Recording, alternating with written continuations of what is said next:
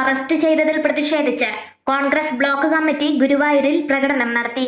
ന്യൂനപക്ഷ വേട്ട അവസാനിപ്പിക്കുക, ഭരണഘടനാപരമായ അവകാശങ്ങൾ നിഷേധിക്കാതിരിക്കുക എന്നീ ആവശ്യങ്ങൾ ഉന്നയിച്ചായിരുന്നു പ്രതിഷേധം.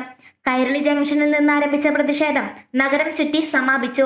Block president Aravindan Pallath, P V Badaruddin, K P Udayan, Balan Varanattu, K V Sathar, Nikhil G Krishnan, C S Sooraj, M S Sivadas, Shailaja Devan, O K R Manikandan, K J Chacko, Nalinakshan Irattapuzha, Sivan Paliyath, Stephen Jose, P N Nasar, E P Kuriakose എന്നിവർ പ്രകടനത്തിന് നേതൃത്വം നൽകി.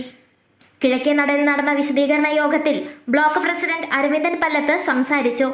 വിശ്വാസത്തിന്റെ പേരിൽ കന്യാസ്ത്രീകളെ ജയിലിൽ അടച്ചത് നീതിയല്ലെന്ന് അദ്ദേഹം പറഞ്ഞു.